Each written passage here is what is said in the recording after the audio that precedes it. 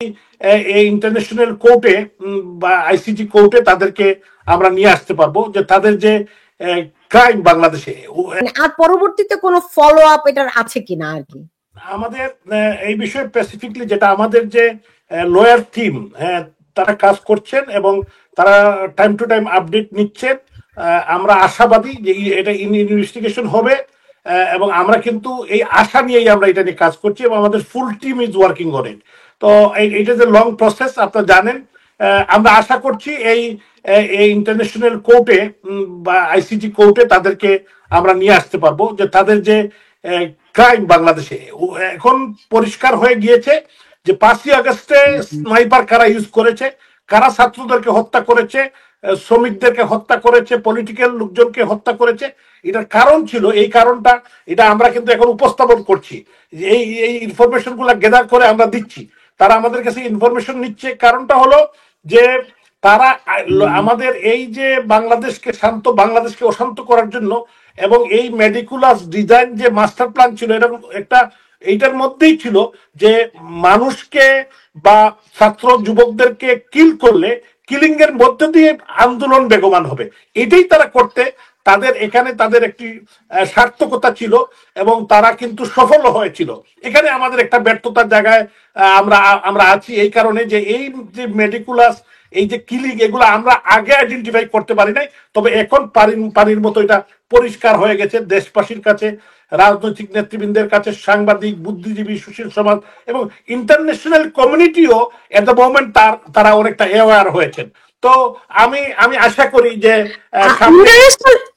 Anwaruzzaman Chowdhury, international community যে aware of হয়েছে বুঝলেন কি করে? না, আমি বলতেছি এই কারণে, প্রত্যেকটা জিনিসের তো কিছু আপনার তো সিমটম, আপনি সিমটম দিয়ে তো আমরা বুঝি। তো বিষয়টা হলো আমরা আশা করছি যে সামনে সামনে কোনো এক সময় আপনার কাছে ভালো কোনো নিউজ নিয়ে আসতে পারবো বা ভালো কোনো খবর নিয়ে আসতে পারবো, যে আপনি যে প্রশ্নটি আমাকে করছেন, যদিও এই মুহূর্তে আমি পারছি না, কিন্তু আপনাকে সামনে দিয়ে এই সফলতাটুকু আমরা, কারণ একটু টাইম তো লাগে আপনার এগুলা, এই যে এভিডেন্স, তারপরে কি ঘটেছিল, কিভাবে ঘটেছিল, কারা এটার সাথে জড়িত ছিল, এই এভিডেন্সটা নিয়ে আসার চেষ্টা করা হচ্ছে।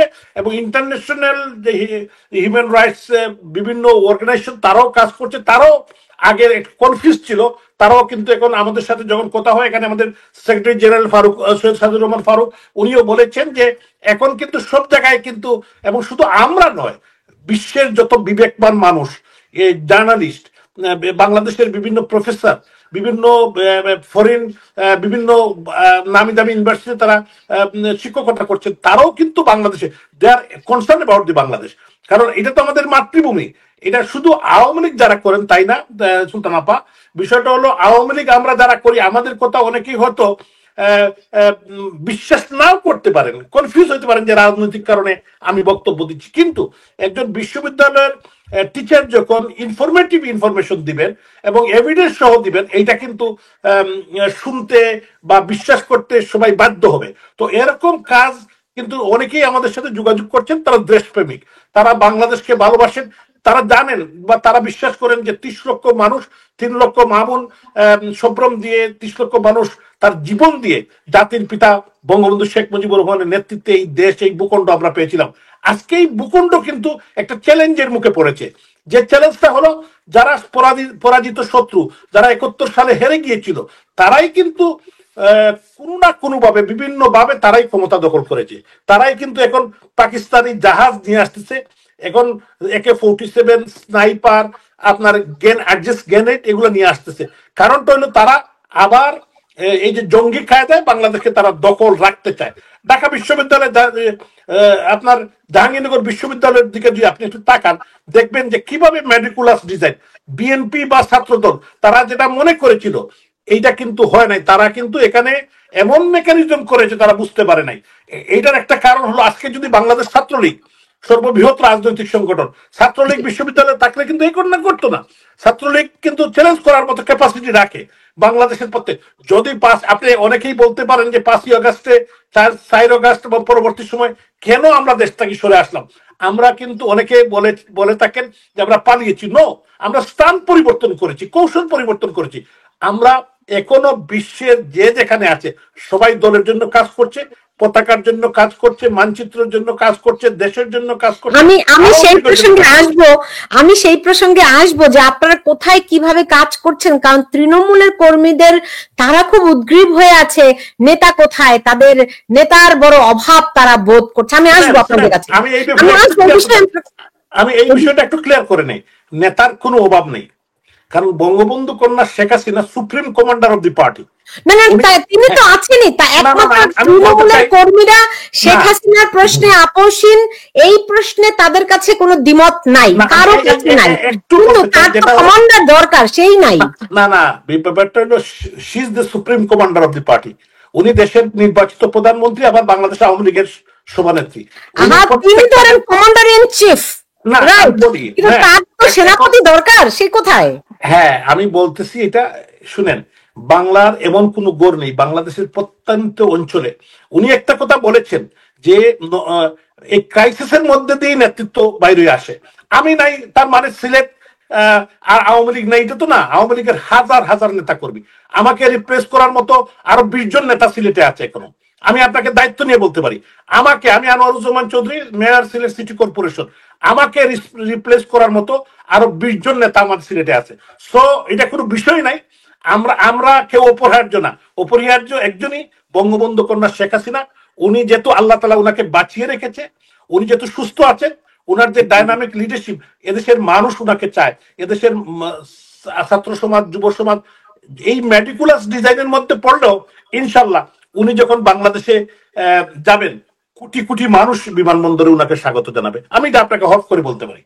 জি, তো মানুষ তো সংগঠিত হচ্ছে, আমরা দেখছি আওয়ামী লীগের মিছিল প্রতিদিনই বড় হচ্ছে এবং সাধারণ মানুষও কিন্তু সেখানে সেই মিছিলে অংশগ্রহণ করছে। আমাকে একেবারেই মানে মাঠ পর্যায় থেকে আমি এই খবরটি পেয়েছি। শুধুমাত্র আওয়ামী লীগের কর্মীরা নয়, একেবারে সাধারণ মানুষও সেই মিছিলে অংশগ্রহণ করছে। কিভাবে তারা সংগঠিত হচ্ছে?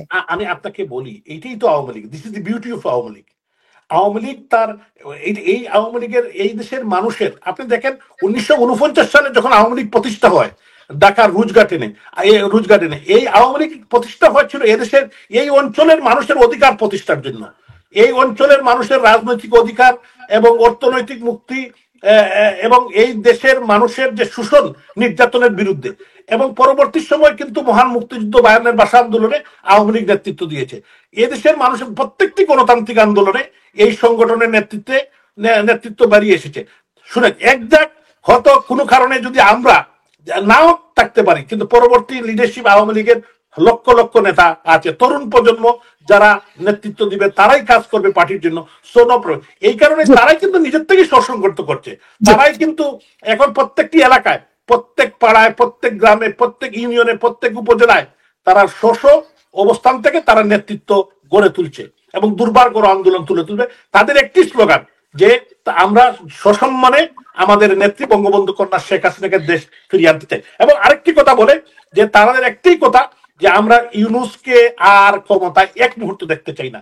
এদের পদ্ধতি আপনি বলছেন তারা অর্গানিক ওয়েতে তারা নেতৃত্ব ডেভেলপ করছে। অবশ্যই এবং তারা আরেকটি প্রতিজ্ঞা করছে প্রত্যেকটি পাড়ায়, মহল্লায়, শহর, বিভাগ শহর, যে ইউনূস সহ এই রেজিমের যারা মানুষ হত্যা করেছে, 3200 পুলিশ হত্যা করেছে, আমাদের 1500 নেতা কর্মীকে হত্যা করেছে, তাদের বিচার বাংলার মাটিতে হবে। এদেরকে দেশ ত্যাগ করতে দিতে হবে না। তারা কিন্তু পাহারা শুরু করে দিচ্ছে। প্রত্যেক বিমানবন্দর, স্থলবন্দর, নদীপথ, প্রত্যেক পাহারা শুরু হয়েছে, তারা যাতে দেশ থেকে পালাতে না পারে। কারণ তারা প্রস্তুতি নিয়েছে যে তারা দেশ থেকে পালাতে, যাতে তারা সেফ এক্সিট চায়, কিন্তু এদেরকে সেফ এক্সিট দেওয়া হবে না। কারণ বাংলাদেশের মানুষকে ধ্বংস করার জন্য, দেশ ধ্বংসের জন্য, পার্লামেন্ট ধ্বংস করার জন্য, 32 নম্বর ধ্বংস করার জন্য, এদেশের ইকোনমিকে ধ্বংস করার জন্য এইদেরকে কোনো মতেও 1 ইঞ্চিও ছাড় দেওয়া হবে না। জি জি, সৈয়দ ফারুক, তার সংযুক্তি আবার কোথায় চলে গেল? তার কাছে আমার প্রশ্ন ছিল, সৈয়দ ফারুককে যদি আমি পাই তাহলে যেটি জানার ইচ্ছা সেটি হচ্ছে যে এই যে লন্ডনের যে স্রোত আমরা দেখছি, সেই স্রোত, জনাব ফারুক, হ্যাঁ আমি আপনাকে দেখতে পাচ্ছি। জি, লন্ডনের যে স্রোত আমরা দেখলাম তা যমুনা পর্যন্ত পৌঁছাতে কত সময় লাগবে, কতদিন লাগবে?